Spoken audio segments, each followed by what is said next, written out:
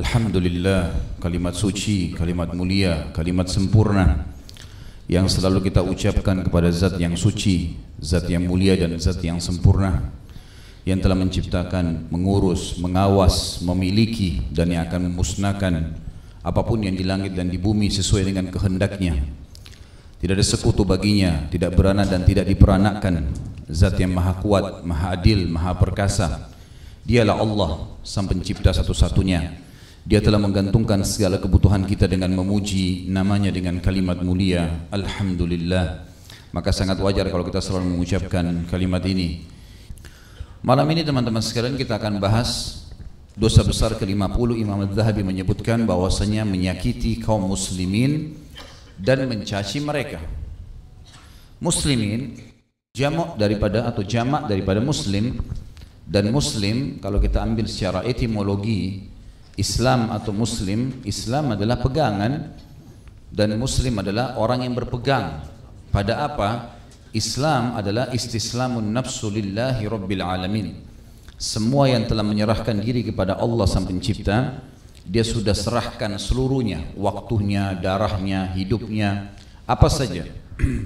Semuanya ditundukkan kepada sang pencipta Allah. Dan di dalam terminologinya, Muslim artinya sosok manusia yang telah beriman kepada Allah dan beriman kepada semua apa yang telah Allah perintahkan tanpa memilah-milah, termasuk mengikuti dan mengakui semua risalah nabi-nabi dan rasul. Kita diberikan julukan Muslim tanpa melihat ada lagi rasisme, tidak ada lagi suku, kebangsaan, warna kulit, paras wajah, poster tubuh, jabatan, kekayaan, sudah tidak ada lagi dalam Islam itu. Siapapun yang syahadat dia Muslim. Dan hukumnya hukum zahir, apa yang terlihat depan mata maka dia adalah muslim selama dia syahadat. Adanya pelanggaran-pelanggaran agama pada dirinya maka kita mengingatkan sesuai dengan kadar pelanggarannya saja. Dan kita tidak boleh sama sekali sengaja mengorek-ngorek kesalahan muslim, apalagi sampai menyakiti mereka atau mencaci maki atau bahkan masuk ke dalam kehormatan atau mencoreng kehormatannya. Muslim teman-teman sekalian adalah saudara muslim yang lain. Dia tidak akan pernah menyakiti saudaranya, dia tidak akan pernah menghinanya, tidak akan pernah menjatuhkannya, merusak martabatnya. Semuanya muslim terhadap muslim yang lain diharamkan. Sebagaimana sabda Nabi SAW dalam hadis sahih, kullu muslimin ala muslimin haram damuhu wa maluhu wa irduh. Semua muslim terhadap muslim yang lain diharamkan darahnya, kehormatannya dan juga hartanya. Tidak boleh sama sekali kita memukul seorang muslim sehingga dia berdarah misalnya. Atau tidak boleh seseorang sengaja mencoreng kehormatannya, merusak nama baiknya, mengganggu keluarganya misalnya, menghina anak-anaknya atau menghina tunggangannya zaman dulu, kuda unta, zaman sekarang kendaraannya misalnya, penampilannya, tutur katanya tidak boleh dihina sama sekali sehingga itu mencoreng kehormatannya, dan tidak boleh ditipu hartanya. Sama sekali tidak boleh dibuat manipulasi data, sengaja mau utang kemudian dengan niat tidak bayar misalnya, atau ingin menipunya dengan proposal-proposal palsu, penawaran-penawaran palsu. Tentu menipu dosa sendiri, dosa besar, sudah pernah kita bahas. Menipu seorang muslim dosa besar sendiri lagi. Jadi orang kalau menipu seorang muslim, dosa menipunya ada, dosa menipu si muslimnya juga ada. Jadi double dosa di sini. Dan itu teman-teman sekalian, apapun yang diharamkan dilakukan dari seorang muslim ke muslim yang lain diharamkan juga dilakukan bagi orang-orang kafir. Hanya saja orang-orang kafir punya hukum tersendiri. Karena mereka belum meyakini Allah secara 100%. Seperti kasus ahli kitab, Yahudi dan Nasrani. Mereka hanya meyakini sampai nabi mereka saja, tidak mau meyakini nabi yang datang setelah nabi mereka.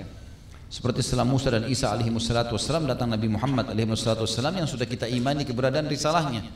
Dan kita tetap mengimani risalah nabi-nabi sebelum Nabi Muhammad SAW. Dan kita sudah yakin rukun iman kita ada 6, diantaranya beriman kepada kitab-kitab dan rasul-rasul. Artinya kita meyakini semua. Isa kita yakini nabi, Musa kita yakini nabi alaihissalam, dan kita juga meyakini Muhammad SAW sebagai Nabi, hanya saja syariat yang diterapkan syariat Nabi yang terakhir. Sebagaimana yang sudah sering saya rincikan. Teman-teman sekalian, kita dalam Islam disuruh selalu berbuat kebaikan. Bahkan kata Nabi SAW dalam hadis sahih riwayat Tirmidzi, fi kulli kabidin ratbatin ajr. Dan saya pernah temukan riwayat ini, kalau tidak salah riwayatkan Bukhari juga. Di setiap denyut kehidupan ada pahala. Kita berbuat baik sama siapapun pahala. Bahkan kepada hewan, kepada tumbuhan pun kita akan dapat pahala. Nabi SAW melarang untuk menyakiti siapapun tanpa sebab. Sampai pernah ada beberapa sahabat melihat ada seekor burung. Burung ini rupanya sarangnya jatuh dari pohon dan anak-anak burung itu ada. Maka beberapa sahabat menganggap anak burung ini lucu, diambil, dijadikan sebagai bahan mainan. Mereka bercanda gitu. Ternyata induk burung itu pada saat datang dia keliling-keliling di sekitar masjid Nabi SAW sambil teriak-teriak induk burung ini. Nabi SAW keluar lihat, dan Nabi lihat ada sarangnya di situ dan induk itu berputar-putar di sekitar sarang itu. Lalu kata beliau SAW dalam hadis Bukhari Muslim, siapa yang telah menyakiti hatinya burung ini dengan mengambil anak-anaknya, kembalikan segera anak-anaknya kepadanya. Maka para sahabat pun mengembalikan anak-anak daripada burung itu. Burung saja disuruh kita berbuat baik seperti itu. Kalau ada semut lewat teman-teman sekalian, semut lewat, kita tahu memang semut kalau menyengat sakit. Tetapi dia lewat dan kita anggapnya adalah makhluknya Allah dan kita sengaja menyingkirkan saja tanpa harus membunuhnya, maka itu dapat pahala. Karena kita tahu kita menghormati makhluknya Allah, gitu kan? Kita hanya boleh membunuh sesuatu yang mengganggu kita. Kalau dari hewan-hewan mengganggu, kecuali itu ada 5 hewan nanti akan saya sebutkan. Tapi yang jelas kita dianjurkan untuk menjaga hubungan yang baik dengan hewan-hewan, tumbuh-tumbuhan, jin, ya, jin yang beriman. Sampai kata Nabi SAW, kalau kalian makan daging, makanlah dan rapikanlah tulangnya. Karena itu makanan saudara kalian dari jin yang beriman akan memakan tulang-tulang itu. Jangan serakin. Pohon-pohon juga Nabi SAW suruh kita menanam pohon, menjaganya, merawatnya. Kata beliau SAW dalam hadis yang sahih riwayat Bukhari, kalau di tangan salah seorang dari kalian ada bibit pohon, dia tahu kalau dia tahu. Kata Nabi SAW dalam hadis Bukhari Muslim, kalau di tangan seseorang dari kalian ada bibit pohon, jelas-jelas pohon ini kalau dibiarkan dia bisa mati nanti, maka tanamkanlah, walaupun dia tahu besok kiamat. Dan kata Nabi SAW, kalau ada bibit di tangan seorang kalian kemudian dia tanam tanaman, maka tidak ada satupun dari manusia, dari jin, dari hewan-hewan yang makan dari pohon itu, daunnya, buahnya, ataupun bernaung di bawahnya, kecuali jadi pahala buat dia. Ada motivasi untuk merawat, untuk menjaga, ya. Tidak boleh menyakiti. Bahkan sebagian ulama mengatakan kalau ada orang sengaja iseng mencabut-cabut daun pohon tanpa sebab, itu sama dengan menjewer manusia sebenarnya. Itu nggak boleh, kecuali memang ada udzur syar'i, perlu kita potong ya kita potong, kalau enggak ya sudah, gitu kan. Dibiarkan. Karena ini ciptaan Allah Subhanahu wa taala. Begitu pula dengan manusia teman-teman sekalian, harus kita berbuat baik dengan mereka. Bahkan Nabi SAW mengatakan khairun nasi anfa'um linnas. Manusia yang paling baik, manusia yang paling bermanfaat buat manusia yang lainnya. Berikan semuanya, apapun yang kita bisa. Tapi perilaku terhadap muslim harus ekstra. Harus bisa ekstra, karena dia adalah orang-orang yang telah beriman kepada Sang Pencipta Allah. Sebaliknya, selain pahala yang besar bagi orang yang berbuat baik pada sama manusia, terutama muslim, juga sebaliknya kalau dia menyakiti, maka dosanya besar. Saya akan bacakan. Imam Az-Zahabi menyebutkan dosa besar ke-50 menyakiti kaum muslimin dan mencaci mereka. Dalil pertama surah Al-Ahzab ayat 58, A'udzubillahi minasyaitonirrajim. وَالَّذِينَ يُؤْذُونَ الْمُؤْمِنِينَ وَالْمُؤْمِنَاتِ بِغَيْرِ مَا اكْتَسَبُوا فَقَدِ احْتَمَلُوا بُهْتَانًا وَإِثْمًا مُبِينًا. Dan orang-orang yang telah menyakiti orang-orang mukmin dan mukminah tanpa kesalahan yang mereka perbuat, maka sungguh mereka telah memikul kebohongan dan dosa yang nyata. Dan kata ulama tafsir, setiap ada ancaman dosa berarti ada ancaman hukuman siksaan. Walaupun dia sudah taubat, tetap ada proses pembersihan. Apalagi kalau tidak taubat. Kemudian juga dalam surah Al-Hujurat ayat 12, Allah yang maha tinggi dan maha pemurah mengingatkan, A'udzubillahi minasyaitonirrajim wa la tajassasu wa la yaghtab ba'dukum ba'dha, al-ayah. Dan jangan kalian saling mencari-cari keburukan dan jangan menggunjing satu sama yang lain. Ada masalah yang sedang dihadapi, datang ke orangnya, tanyakan langsung, clear. Tidak usah berbicara di belakang. Karena tajassus, memata-matai, hukumnya haram. Tidak boleh sama sekali. Bahkan dianjurkan oleh para ulama pada saat menafsirkan ayat ini, mereka mengatakan sangat dianjurkan setiap muslim untuk menurunkan pandangannya bukan hanya dari lawan jenisnya, tapi dari hal-hal yang dimiliki oleh seorang muslim yang bisa membuat hatinya jadi iri.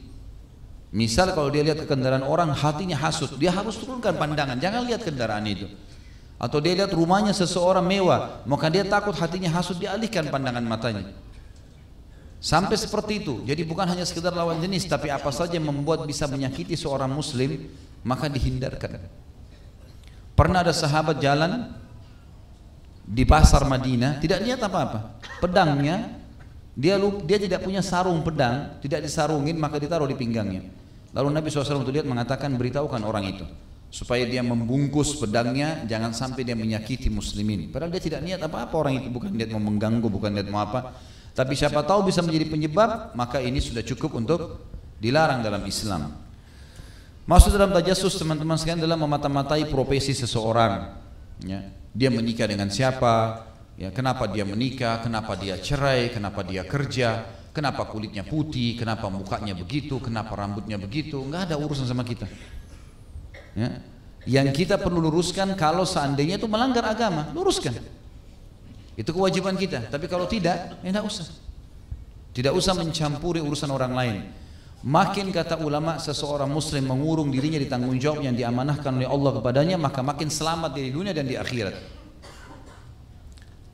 Kata Urwah bin Zubair rahimahullah menasihati seseorang, dia bilang, saya nasihati kamu untuk kamu menjadi raja di dunia dan raja di akhirat. Kata orang itu, kebetulan orang itu miskin. Dia bilang, siapa yang tidak mau wahai imam? Saya tentu mau jadi raja. Kata dia, zuhudlah terhadap apa yang di tangan orang di dunia, maka secara otomatis, maksudnya jangan ganggu orang, jangan kau berharap ambil punyanya orang lain, jangan kau gunjing, jangan gibah, jangan masuk ke wilayahnya orang lain. Maka kau akan jadi raja di dunia karena kau tidak punya masalah sama orang lain, dan kau akan jadi raja di akhirat karena kau akan dimasukkan surga oleh Sang Pencipta. Jadi iman teman-teman, makin kita aman dari masalahnya orang lain makin baik. Jangan campur itu semua. Ada orang subhanallah memang sibuk mencari itu, selalu menyiapkan musuh untuk dia dan tidak ada manfaatnya sama sekali. Sama ini musuh, sama itu musuh, sama ini musuh, tidak ada sama sekali manfaatnya buat dia.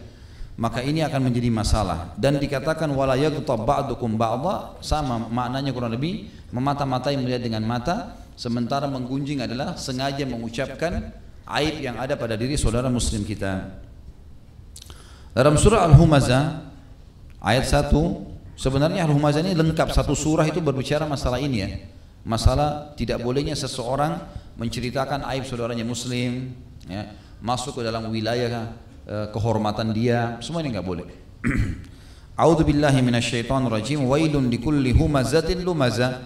Wailun maknanya banyak dalam bahasa Arab. Bisa kecelakaan, kehinaan, kehancuran, ya. Kemudian juga bisa bermakna lembah di api neraka untuk penyiksaan. Likulli untuk setiap, tidak terkecuali. Dua kelompok Allah ancam, humaza pakai ha pertamanya dan lumaza pakai lam pertamanya. Jadi cuma beda di awal huruf. Humaza alladhi ya'ibun nasu biqaulihi, orang yang sibuk menceritakan aib orang lain dengan lisannya. Lumaza alladhi ya'ibun nasu bifi'lihi, orang yang sibuk mencontohkan aib orang lain dengan perilakunya. Ini disebutkan sudah tidak boleh. Kemudian Allah tentu lanjutkan kalau kita bacakan ayatnya lengkap ini atau surah lengkapnya dikatakan alladzi jama'a malan wa 'addada, orang-orang yang sibuk, yang masuk dalam kelompok humazah dan lumazah adalah orang-orang yang sibuk selalu mengumpul prestasi dunia. Makna ayat-ayatnya mengumpulkan harta. Kadang-kadang untuk jabatan, maka dia menyenggol orang lain supaya jatuh, supaya dia terpilih sebagai calon ketua lembaga, rektor di kampus, apalah ya, mungkin ketua takmir masjid, mungkin ini, mungkin itu, atau mungkin sampai kepada ketua wilayah, ya, pilkada, pilpres dan seterusnya. Maka dia bukannya menunjukkan kualitasnya, tapi dia malah mencontohkan aib atau menceritakan aib orang lain, sengaja mengorek-ngorek kesalahan saudaranya muslim untuk menjatuhkannya. Dan ini masuk dalam masalah ini. Alladzi jama'a malan mu'addada adalah orang-orang yang sibuk mengejar prestasi dunianya. Yahsabu anna malahu akhlada, dia mengira hartanya, prestasi dunianya, jabatannya akan mengekalkannya di dunia. Kalla, tidak akan pernah.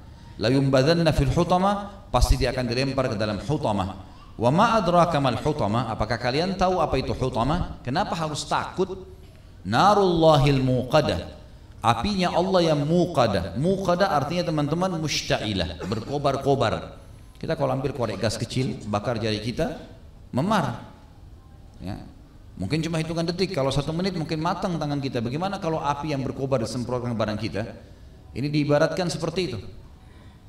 Lalu Allah mengatakan allati tattali'u 'alal af'idah, sifatnya api itu bisa membakar sampai ke jantung manusia.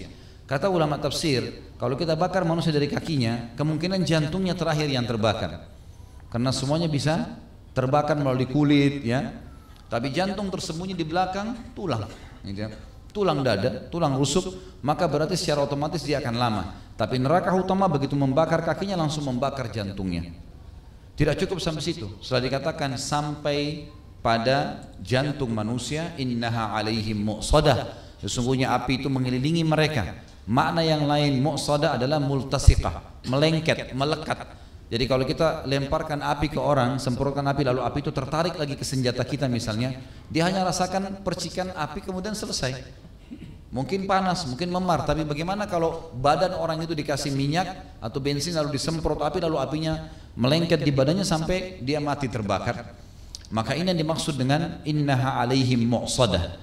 Sesungguhnya api neraka utama itu begitu kena badan mereka melengket sampai membakar hangus, baru kemudian dia padam, dikasih ganti lagi, diganti lagi kulit baru, kemudian dibuat lagi makhluk itu, dibangunkan lagi, dibangkitkan lagi, kemudian dibakar lagi, begitu terus. Kemudian fi amadin mumaddadah, ayat terakhir, dan mereka akan diikat di tiang-tiang yang bergelantungan di atap neraka utama. Jadi kalau kita tancapkan tiang di tengah-tengah ruangan masjid ini dan kita bakar seluruh ruangan ini, dia bergerak kiri kanan pun tetap akan terbakar dan dia rasakan panasnya setiap saat. Dan ini tegasnya satu surah lengkap membahas tentang tidak bolehnya seorang muslim menyakiti saudaranya muslim yang lain, baik dengan perkataan, baik dengan contoh perilaku, semua diancam dalam satu surah ini. Kemudian kita lengkapkan dengan bahasan dari Nabi SAW. Hadis pertama riwayat Bukhari dalam Kitabul Adab, nomor hadisnya 3130, dan Imam Muslim dalam Kitabul Bir Wassilah nomor 2591. Kata Nabi SAW, Inna syarran nasi manzilatan indallahi man wada'ahun nasu tiqa'a fuhshi atau fahshihi. Sesungguhnya manusia yang paling buruk kedudukannya di sisi Allah pada hari kiamat adalah orang yang ditinggalkan oleh manusia karena takut akan kekejiannya atau kejahatannya.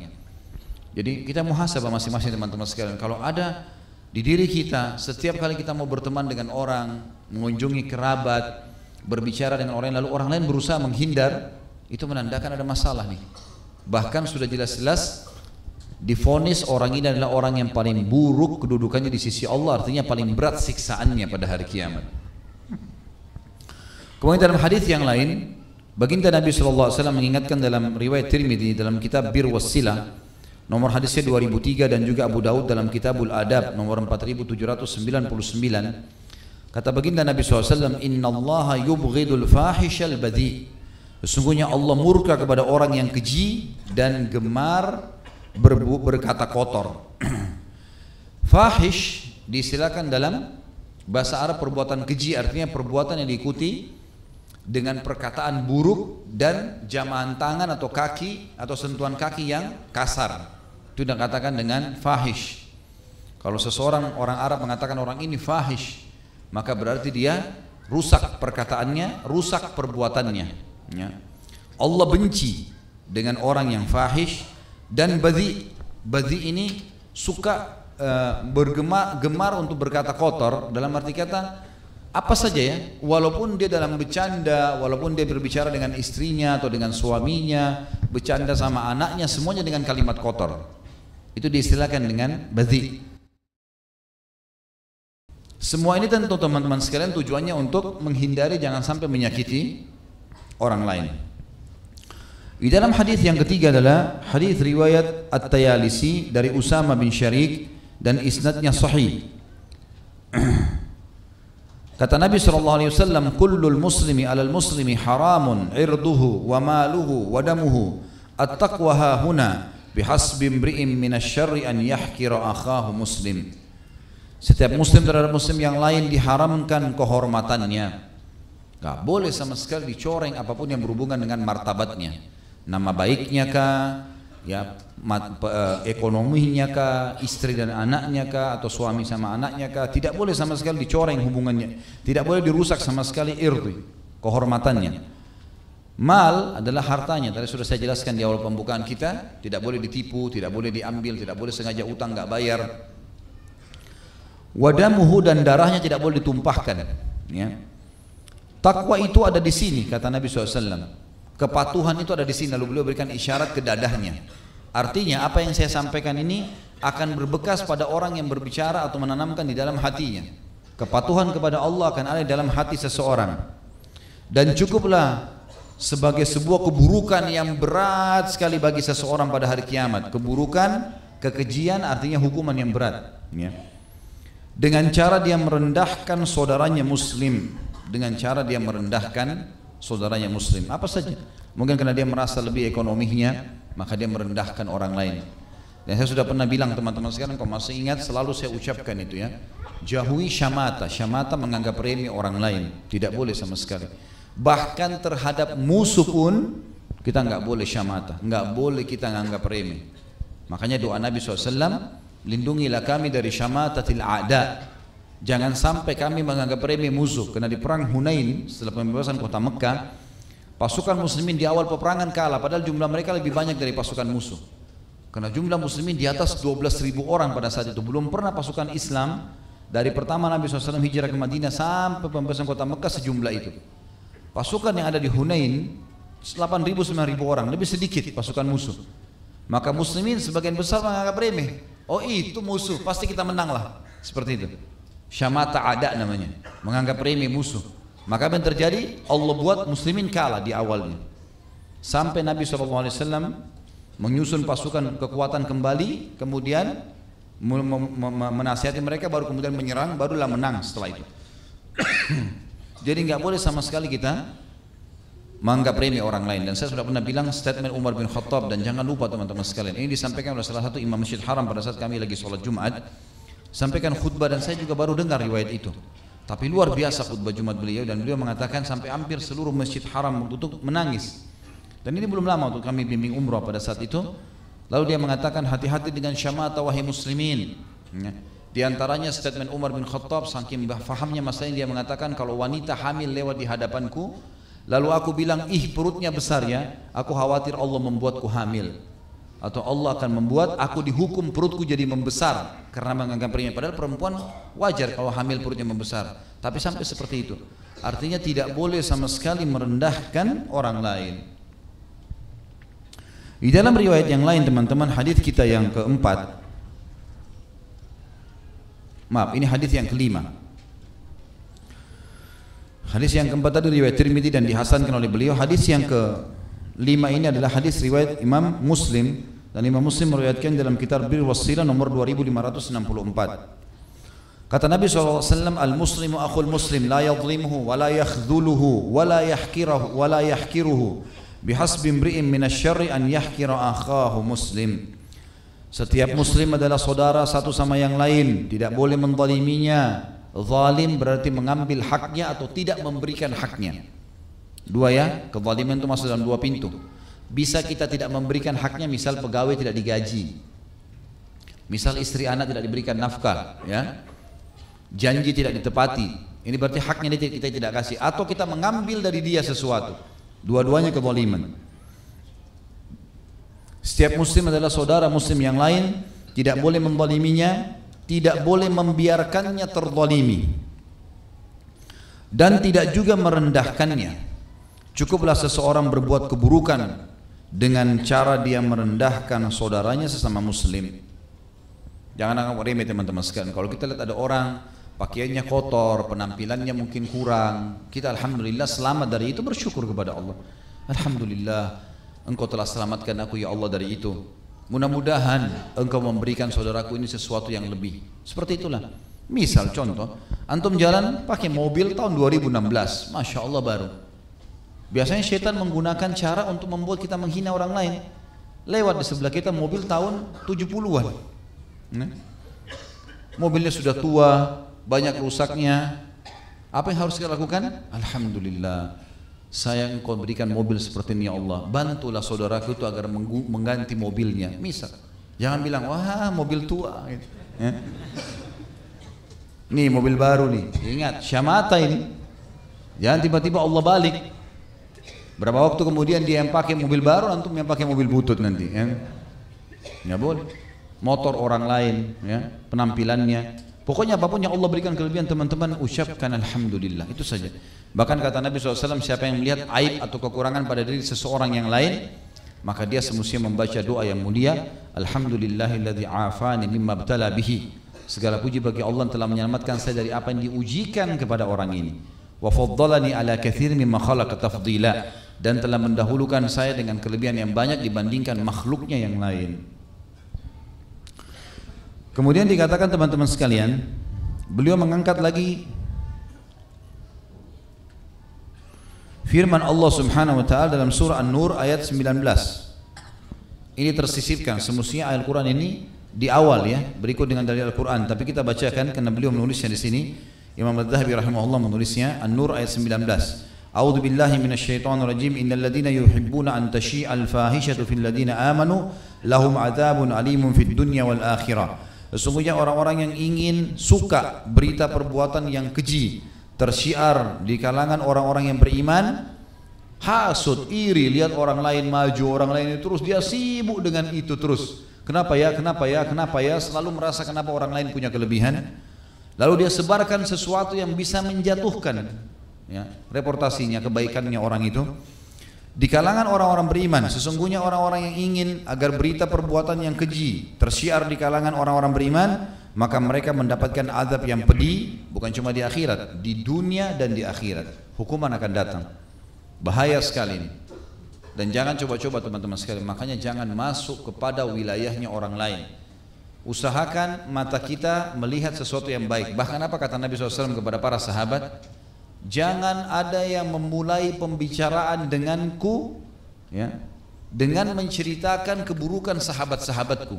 Aku ingin bertemu dengan mereka dalam kondisi dadahku lapang. Jadi ketemu tanya sebuah hukum, oke.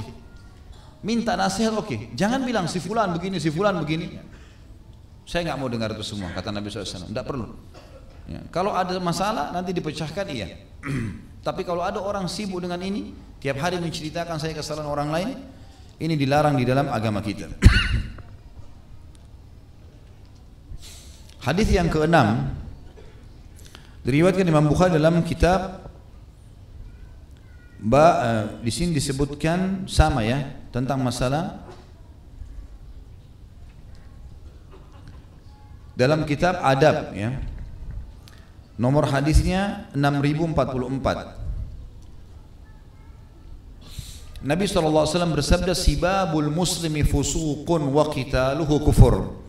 Mencela seorang muslim adalah termasuk perbuatan fasik dan memeranginya termasuk perbuatan kufur. Yang dimaksud dengan sibab atau sab adalah mencela dengan cara berhadapan dengannya ya. Sab itu artinya orang mencela tapi berhadapan wajah. Dia mencelahnya, menghinanya mungkin karena jenjang ekonomi atau jabatan dan seterusnya ya. Misal seseorang ibu di rumah, ibu ummahat kita di rumah memarah-marahi pembantunya karena menganggap pembantu ini pekerja gitu kan. Atau misalnya seseorang atasan memarahi bawahannya karena menganggap ini adalah bawahan dia. Padahal sebenarnya secara tidak sengaja saja, kebetulan mereka berada dalam keadaan seperti itu. Kalau mereka seperti kita tentu tidak mau jadi pembantu, nggak mau jadi supir, nggak mau jadi pegawai. Mereka juga mau jadi seperti kita. Maka jangan sampai kita menganggap remeh teman-teman sekalian. Makin kita merendah, makin kita baik, maka makin terbuka rahmat Allah. Sampai ada sahabat datang mengatakan, ya Rasulullah, berapa kali kami harus maafkan pegawai kami? Nabi SAW diam. Orang itu ulangi, ya Rasulullah, berapa kali kami harus maafkan pegawai kami? Karena mereka punya pegawai di kebun banyak. Kadang-kadang salah sedikit memotong tangkai kurma, maka bisa saja tidak berbuah lagi itu. Banyak kesalahan dilakukan. Berapa kali kami harus maafkan? Lalu Nabi SAW tundukkan kepala dan mengangkat sambil mengatakan, maafkan mereka walaupun 70 kali. Jangan terlalu menganggap kita yang lebih dari orang lain. Tentu boleh teman-teman kita berhentikan orang yang kita khawatir akan mendatangkan masalah besar atau tidak profesional dalam bidangnya, bisa saja. Tapi kalau misal kesalahan seseorang memang tidak disengaja, Dia tidak sengaja, memang ada sesuatu yang darurat. Maka kita boleh mendengar dulu permasalahannya apa. Kalau memang bisa dimaafkan, maafkan. Kalau tidak, maka maksud saya ditoleransi. Kalau tidak, maka boleh kita menjaga jarak, boleh saja kita memberhentikan kerja kalau memang dia berbahaya bagi perusahaan, bagi rumah, bagi semuanya. Tapi yang jelas yang dimaksud ini, maafkan pegawai kalian walaupun 70 kali adalah orang-orang yang tidak melakukan kesalahan-kesalahan yang berat. Karena ada hadis, terutama pelanggaran agama ya. Kalau ada pelanggaran agama ini tidak ada toleransi. Karena dikatakan dalam sebuah hadis yang sahih riwayat Bukhari, Aisyah mengatakan dari anha, Rasulullah SAW selalu toleransi dalam masalah-masalah yang berhubungan dengan hak beliau. Urusan dunia biasa saja. Tapi beliau akan marah kalau hukum Allah dilanggar. Kalau sudah berhubungan dengan haknya Allah, pelanggaran-pelanggaran syar'i, maka Nabi SAW marah pada saat itu.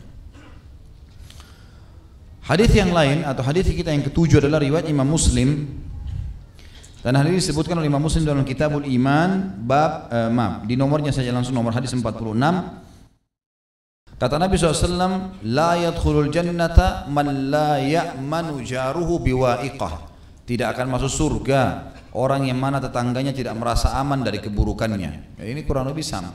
Masuk muslim atau non muslim, tidak boleh sama sekali kita ganggu tetangga. Bahkan kalau kita bicara tentang masalah tetangga, kita akan temukan bagaimana dalam Islam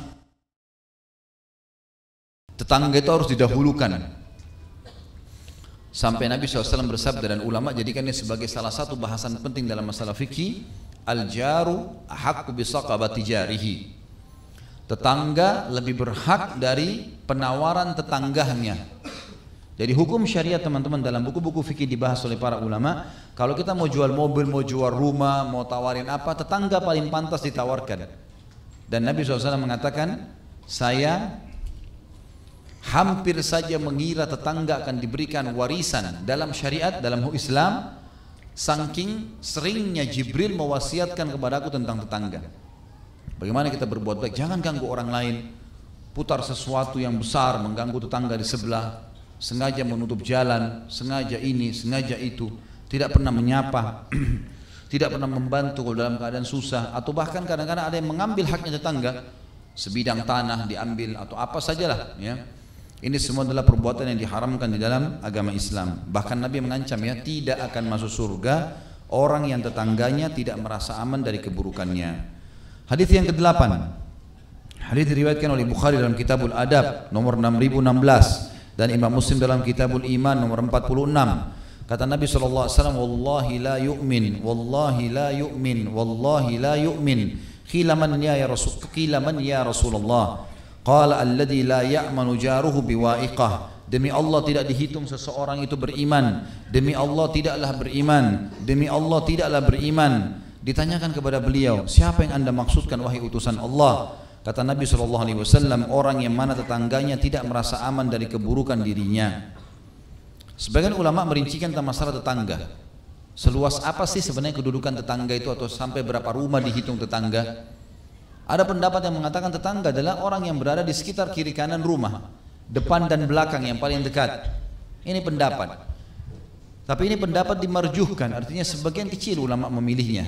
Ada yang mengatakan yang dihitung tetangga adalah 40 rumah di sekitar rumah, gitu kan? Tapi pendapat ini juga pendapat yang marjuh. Pendapat yang paling kuat adalah yang disampaikan oleh para ulama tentang statement Atha bin Abi Rabah rahimahullah. Ini salah satu ulama tabi'in. Beliau pernah pada saat menuntut haknya penduduk Makkah dan penduduk Madinah, beliau datang kepada Khalifah Umayyah lalu beliau mengatakan, ya Amir Mukminin, penduduk Makkah tetangganya Allah dan penduduk Madinah tetangganya Rasulullah sallallahu alaihi wasallam. Apa makna kalimat ini? Ulama subhanallah ya, Allah berkahi ilmu dan waktu mereka. Sampai-sampai statement yang dikeluarkan saja bisa menjadi sebuah hukum. Ini panjang lebar dibahas oleh para ulama. Perkataan Atha bin Abi Rabah, karena dia ulamanya tabi'in. Ini muridnya langsung Abdullah bin Umar radhiyallahu anhum ajma'in. Dia mengatakan penduduk Mekah tetangga Allah. Kok bisa tetangga Allah? Ulama rincikan, karena di Mekah ada Ka'bah dan Ka'bah dikenal dengan istilah Baitullah, rumahnya Allah. Berarti menurut Atha bin Abi Rabah seluruh penduduk Mekah tetangganya Allah. Makna kalimat ini secara fikih adalah berarti satu kota itu tetangga. Jelas ya? Berarti kalau kita tarik statement ini menandakan disuruh berbuat baik dan tidak mengganggu satu kota itu. Bukan cuma 2-3 rumah di sebelah kita. Sama dengan penduduk Madinah tetangga Rasulullah SAW. Kok bisa? Padahal Rasulullah sudah meninggal SAW. Karena di situ ada rumahnya, ada kuburannya, di sebelah masjidnya, gitu kan? Berarti semua penduduk Madinah adalah tetangga Rasulullah SAW. Dimanapun dia tinggal, selama masih kota Madinah, tetangga Rasulullah SAW. Berarti banyak sekali hukum di sini teman-teman sekalian. Seperti hadis Nabi SAW yang berbunyi, kalau kalian membuat masakan, lebihkanlah dan bagikan kepada tetangga kalian. Kata-kata tetangga berarti semua yang kita bisa jangkau bagikan, gitu kan? Karena banyak orang tidak memahami poin ini teman-teman. Dia anggap tetangga orang sebelahnya. Dia tegur sapa sama, dia tinggal di sebuah komplek 15 rumah, dia nomor 12 ya nomor 11 sama nomor 13 tetangga saya. Nomor 1 bukan, gitu kan? Maka tegur sapa sama yang nomor 11 sama nomor 13, yang lebihnya tidak usah. Banyak orang terjadi begitu. Sampai ada istilah di Jakarta kan, tetangga tidak tahu tetangganya. Rumah tidak pernah terbuka, tidak pernah tegur sapa, tidak pernah mengirimkan makanan, tidak pernah mengetahui keadaan mereka. Padahal tetangga punya hukum loh. Sebagaimana sabda Nabi SAW tadi, aku mengira tetangga akan mendapatkan warisan karena seringnya Jibril mewasiatkan itu. Jadi kita harus teman-teman di sini kata Nabi SAW, saya ulangi, demi Allah tidak beriman, demi Allah tidak beriman, demi Allah tidak beriman. 3 kali Nabi SAW bersumpah. Ditanya kepada beliau, siapa itu yang anda maksudkan wahai utusan Allah? Kata beliau, orang yang mana tetangganya, definisi tetangga tadi, satu wilayah itu semuanya, tidak merasa aman dari keburukannya. Setiap kali orang ketemu dia, ya si fulan, orang takut bertemu, lisannya tajam, mungkin apalah ya, ada saja pertanyaan-pertanyaan yang menyudutkan ya. Termasuk adab dengan muslim teman-teman, jangan tanyakan apapun kecuali dia jelaskan. Misal dia pakai baju warna hitam, kita lihat, mungkin kalau ketemu assalamualaikum, yang penting apa kabar, baik semua. Enggak usah kita tanya, kenapa hari ini pakai baju hitam? Apa urusannya? Orang mau pakai hitam, mau pakai putih, mau pakai biru, urusan dia. Tapi kalau pelanggaran agama, misal ada pelanggaran agama, langsung kita masuk ke poin. Akhi, setahu saya ada hadis Nabi yang melarang memakai baju syuhra misalnya, baju yang menyolok atau baju yang cenderung dengan warna lawan jenis, maka itu semestinya harus dijauhi. Kita berikan nasihat dengan tujuan itu. Jangan menyudutkan orang-orang dengan pertanyaan yang tidak perlu. Sebagian salaful ummah berkata, kalau seandainya ada seorang yang saya kenal jalan di atas tunggangan, zaman dulu tuh orang pakai unta sama kuda, jadi kelihatan sekali, bersama seorang wanita yang saya tidak kenal. Jadi dia kenal si laki-laki tapi dia tidak kenal si wanita, kena persahabatan misalnya. Jalan, kalau saya mengenal seseorang, sosok laki-laki berjalan dengan seorang wanita yang saya tidak kenal, padahal saya sudah kenal baik si laki-laki, saya akan mengatakan itu berarti itu mungkin istrinya, itu mungkin ibunya, itu mungkin adiknya. Saya akan cari 100 alasan untuk membenarkan itu adalah bukan wanita asing. Sampai seperti itu mereka menjaga lisannya, karena bisa saja sahabat kita nikah tidak beritahuan kepada kita, bisa terjadi, gitu kan? Maka tidak boleh sangka buruk ini. Kemudian hadis yang ke-9 adalah hadis yang diriwayatkan Imam Ahmad dalam musnadnya dari Anas radhiyallahu anhu. Maaf, ini sebenarnya hadis sahihain, ya. Sahih sesuai dengan syarat sahihain. Sahih sesuai dengan syarat Bukhari Muslim, tapi ini riwayat Imam Ahmad. Di jilid 4 musnad beliau nomor 154, kata Nabi SAW, la yadkhulul jannata abdun la ya'manu jaruhu biwa'iqah. Tidak masuk surga seorang hamba yang mana tetangganya tidak merasa aman dari keburukan dirinya. Selanjutnya yang ke-10 adalah hadis Bukhari Muslim. Nabi SAW bersabda, man kana yu'minu billahi wal yawmil akhir fala yu'dhi jarah. Barang siapa yang beriman kepada Allah hari akhir, maka hendaklah dia tidak menyakiti atau mengganggu tetangganya. Hadis yang setelahnya lafaz Imam Muslim, dan hadis ini yang tadi yang pertama diriwayatkan Imam Bukhari dalam Kitabul Adab nomor 6018 dan Imam Muslim dalam Kitabul Iman nomor 47. Sementara hadis kita yang ke-11 adalah hadis riwayat Muslim dalam Kitabul Iman nomor 48. Kata Nabi SAW, man kana yu'minu billahi wal yawmil akhir falyuhsin ila jarihi. Barang siapa yang beriman kepada Allah hari akhir, maka hendaklah dia bersikap baik kepada tetangganya. Jadi makin baik kepada tetangga berarti kita akan baik juga kepada orang lain. Hadis yang ke-12 adalah hadis riwayat Abu Hurairah radhiyallahu anhu. Beliau berkata, dan hadis ini diriwayatkan oleh Hakim dalam kitab Mustadraknya, dalam kitab Bir Wassilah di jilid 4 nomor 16, dan Imam Az-Zahabi menyetujui tentang kesahihan hadis ini. Qila ya Rasulullah, inna fulanata tusalli al-laila wa tasumu an-nahar wa fi lisaniha syai'un yu'dhi jiraniha atau jiranaha salitah. Faqala la khaira fiha hiya fin nar. Ditanyakan kepada Rasulullah sallallahu alaihi wasallam, ya Rasulullah, sesungguhnya si fulanah, ada seorang wanita di Madinah rajin sekali sholat sunnah malam, tahajud gak pernah ketinggalan, dan berpuasa di siang hari, selalu puasa Senin Kamis, Ayyamul Bid, selalu jalan. Tapi lisannya menyakiti tetangganya. Kemudian ditambah dengan kalimat salitah, di sini terjemahkan pedas, artinya lisannya luar biasa, caci maki, menjatuhkan orang, menggunjing, memfitnah. Maka Nabi SAW bersabda, artinya Abu Hurairah tanya, ya Rasulullah, orang sholat malam, orang puasa tiap siangnya, di waktu siangnya, tapi dia menghina orang lain, bagaimana? Kata Nabi SAW, tidak ada kebaikan padanya, dia pasti masuk neraka. Bukan cuma orang mati, orang hidup teman-teman sekalian, orang yang sudah mati pun kita dianjurkan untuk tidak menyebutkan keburukan mereka. Kalaupun orang itu buruk dan kita mau jadikan sebagai ibrah, ulama merincikan, kalau dia orang kafir seperti Fir'aun, Haman, Qarun, ya, Namrud, ini boleh disebutkan untuk menjadi ibrah. Tapi kalau seorang muslim sudah meninggal, maka sebaiknya tidak usah disebutkan, dijauhi sama sekali. Karena juga kalau mau diambil ibrah darinya tidak perlu, kita tinggal sebutkan kebaikan dalam agama kita untuk diterapkan gitu. Karena Nabi SAW bersabda, dan ini hadis kita yang ke 12 atau 13 ini ya, diriwayatkan oleh Hakim dalam kitab Mustadrak, dalam Mustadrak beliau, kitab Janaiz jilid 1 halaman 385. Beliau mensahihkan, dan juga Hakim dan juga Az-Zahabi menyetujui masalah ini tentang kesahihan. Kata Nabi SAW, udhkuru mahasina mautakum wa kuffu masawi'ihim.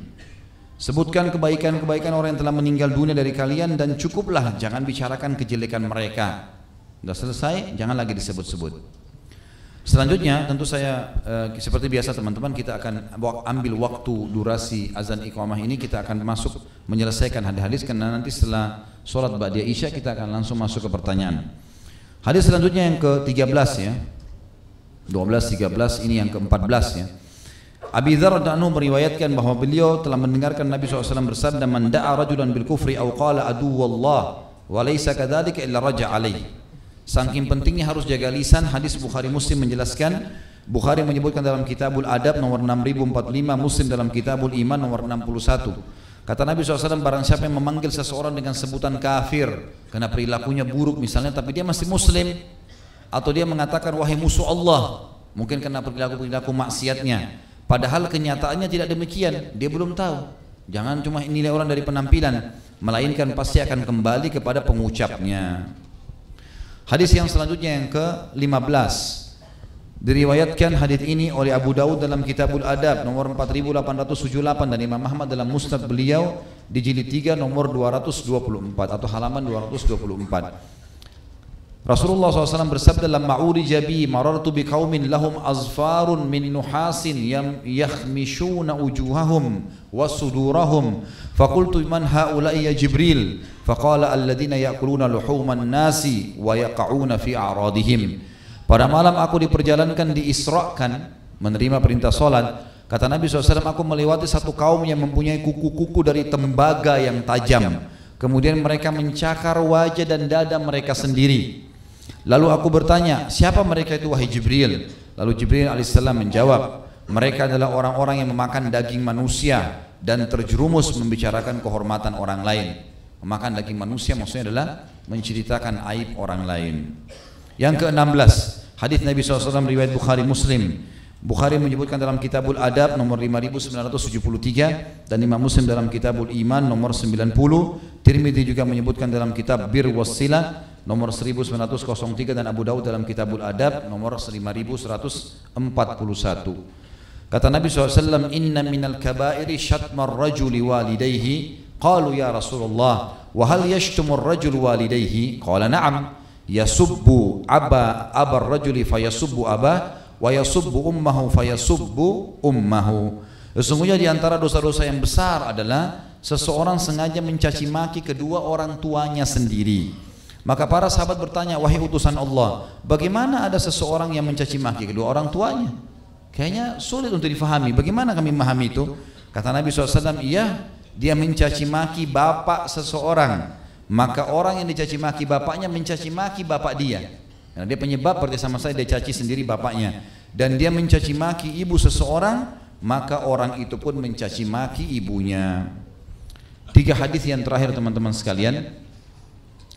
Hadis selanjutnya adalah hadis diriwayatkan oleh Bukhari dalam Kitabul Adab nomor 5973, Imam Muslim dalam Kitabul Iman nomor 90, Tirmidzi dalam Kitab Bir Wassilah nomor 1903 dan Abu Dawud dalam Kitabul Adab 5141. Kata Nabi SAW, inna min akbaril kaba'ri an yal'ana ar-rajul walidayhi. Qila ya Rasulullah, fa kaifa yal'anu ar-rajul walidayhi? Qala yasubbu abar rajuli fayasubbu abah wa yasubbu ummahu fayasubbu ummah. Sesungguhnya di antara dosa yang paling besar adalah seseorang laki-laki melaknat kedua orang tuanya. Laknat artinya mendoakan keburukan ya. Jadi semua kalimat yang diucapkan buruk teman-teman sekalian, seperti misalnya kita mengatakan saya sial, naudzubillah ya, sial misalnya, atau saya tidak akan pernah sembuh, saya tidak akan pernah berhasil, saya tidak akan pernah menikah. Ini semua kalimat sial, nggak boleh diucapin.